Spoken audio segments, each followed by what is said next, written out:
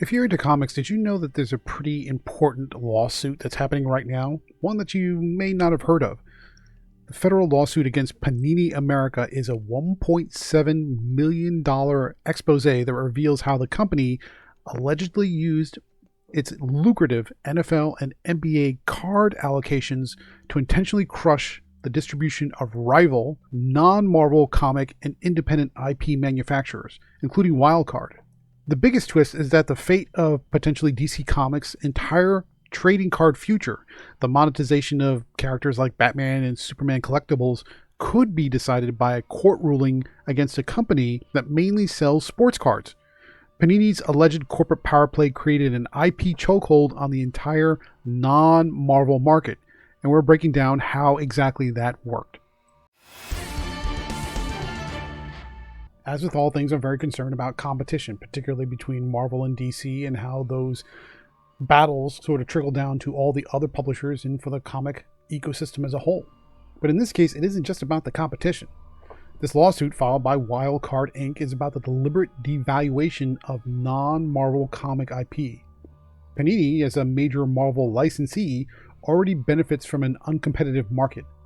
By allegedly controlling the distribution of all cards, sports and non-sports, Panini gains an unfair advantage on the scarcity and pricing of their Marvel IP line, and that prevents any other publisher's characters from getting a fair market shot at getting exposure. This is an IP value bomb waiting to detonate the long-term worth of your collection if you're a card collector, turning your favorite IP into a high-risk gamble. And you say, well, what does this have to do with comics? Well, as we've said many times in the past, the direct market can no longer survive on just the influx of new comics on a weekly basis for the Wednesday Warriors. They have to rely on other mediums. They have to rely on things like collectibles. Trading cards are one of those ways where they can generate additional revenue. So if their ability to get trading cards for other publishers like DC Comics is impacted in a negative way, that's going to harm the direct market in ways that we can't even foresee at this time. So above all that, here's the mechanism we need to understand. How does the threat about basketball cards directly kill a DC Comics or an Image Comics trading card line, even if Wildcard doesn't make them? We're going to dig into the core flaw of that problem and look at how this affects the distribution system. So what's at the heart of this lawsuit? We have this company called Panini. They hold, what you would call the golden ticket in the hobby of trading cards and collectibles. They have exclusive distribution access to high-demand NFL and NBA products, as well as Marvel character trading cards. The lawsuit alleges this ticket was weaponized. In 2021, thereabouts, toward the latter half of the year, Panini allegedly threatened major national hobby distributors, saying that supporting a rival like Wildcard, which produces non-sports cards, would result in a massive cutoff of their essential sports allocations. So in effect, they told everyone who buys their product, you either do it our way or you do it no way at all. But before we get too further into the particulars and the potential outcomes, I want to ask you a pretty big question. And this relates to IP protection and IP law. You don't have to be a lawyer, but I just want to get your opinion about something. If a company can use dominance in an unrelated sector like sports to crush competition and dictate the value of a comic IP in another, should the law step in and legally separate sports and non-sports card licensing forever? If you have one company that's dealing with hockey, as an example, but they're saying we also produce versions of Spawn trading cards. Well, if they're two kind of separate genres, should that competition be regulated? What do you think? Drop your answer in the comments below. Now, you may say to yourself, well, a threat is no big deal if nothing ever comes of it. I mean, what's the big deal? If there's some pressure applied, and that happens in business all the time. Well, in this case, that's not exactly true. The result of Panini's pressure was immediate and some would say catastrophic for competing comic IP. According to reporting from The Beat, within 3 weeks of this alleged, we'll call it an October threat, 4 major distributors representing over 50% of the entire premium card market just suddenly withdrew orders from Wildcard. This action effectively collapsed the distribution network for all non-Panini comic IP products overnight. So it wasn't just Wildcard saying, hey, these guys are applying undue pressure to the distributors and it's making it hard for us to do business. They literally cut the market in half with their, what we'll call, anti-competition threats. Now, of course, Panini's going to have their defense, but in this case, it's a little strange. Their defense is the exact opposite is happening to us, so how can we be doing that thing to you? It sounds kind of weird, but I'll explain. Panini is engaged in a high-profile counter-antitrust battle against Fanatics, alleging that Fanatics used similar tactics to lock up future sports licenses. Panini is essentially arguing, hey, I'm a victim of antitrust too, but the antitrust I'm accused of is just business. So that leads us to a little bit of a contradiction, which highlights kind of this winner-take-all mentality that governs IP monetization that we have to deal with whenever we're talking about licensing out from Marvel or DC or anyone else. But if you're thinking that Panini's troubles are just about strong-arming the distributors, that's not just the scenario that we're talking about here. The lawsuit against Panini also alleges that Panini also threatens specialized printers. These are the people that need to physically produce comic IP cards. One manufacturer allegedly backed out, citing its multi-million-dollar relationship with Panini was just too much to put at risk. They were trying to put all their eggs in one basket, and they didn't want to take that chance. This shows that Panini didn't just control the market's entry gate, they also allegedly controlled the very means by which these IP cards for Marvel were being created and produced. So the net result here is IP ambiguity.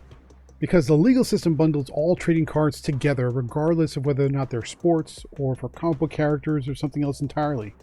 Panini's dominance in a non-comic sector translates directly into its leverage over the whole competitive environment for all licensed comic characters. The distribution threat became the ultimate tool for controlling Marvel's IP value by suffocating all potential rivals who might license from other publishers like DC or Image. This lawsuit is currently ongoing. We don't know how it's going to turn out, but as best as we can figure looking into the future, there's two ways this can go. We have a scenario A and a scenario B. Depending on which way that turns out, the stakes could be pretty large. The future of DC, Image, and any independent IP value hangs on this permanent injunction that will come out of the lawsuit. The ruling will decide if your favorite cards are a safe, smart investment if you're a collector, or just a stagnant paperweight that's going to sit in a shelf somewhere that'll be worthless within a year. Let's talk about the two futures for this comic card market based on what the injunction is going to say when it's granted. All right, so let's start with scenario A, if Wildcard wins the lawsuit. If they win, the injunction is granted. Panini would be legally prohibited from conditioning distributor access on supporting rivals. That would be a lifeline for comic IP that wants distributor variability and variety.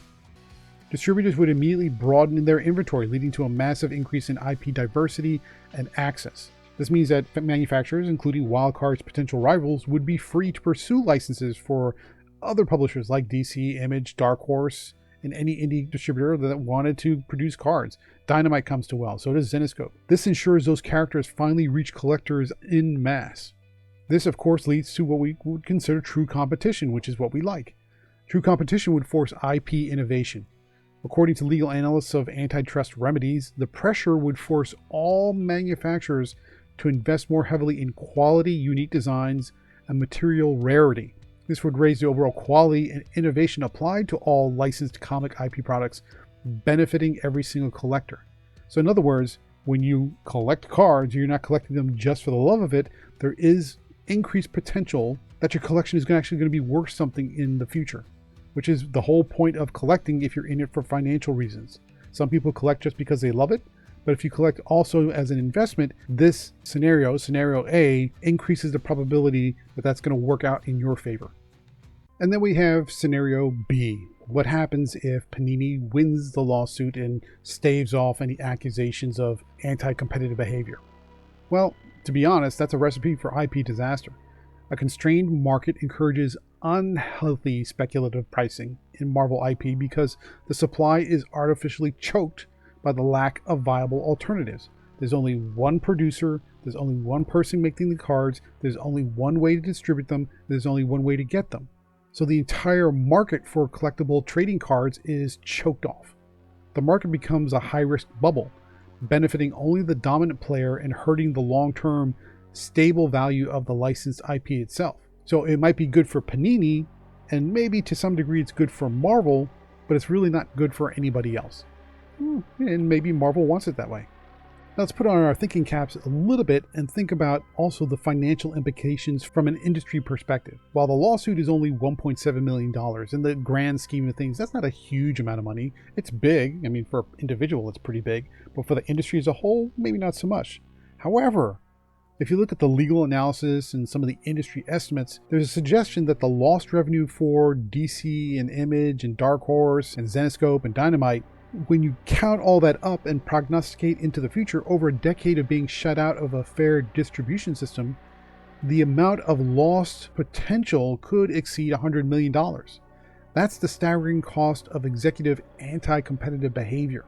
Even though you can't necessarily count that in hard dollars in your hand, it's the loss of future potential. Could it be $100 million?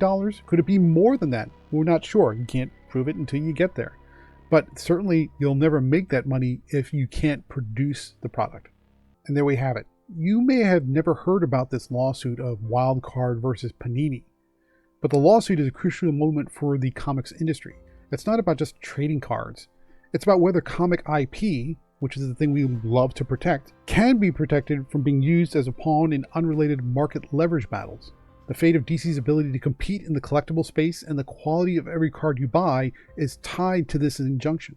Therefore, the choice before the court is whether to endorse a diverse, innovative future where your passion is rewarded with appreciating assets, or to legally validate a stagnant duopoly dictated by corporate power structure plays that only benefit a select few licenses. For collectors and IP owners like you, this is truly about a battle for the financial soul of the secondary market.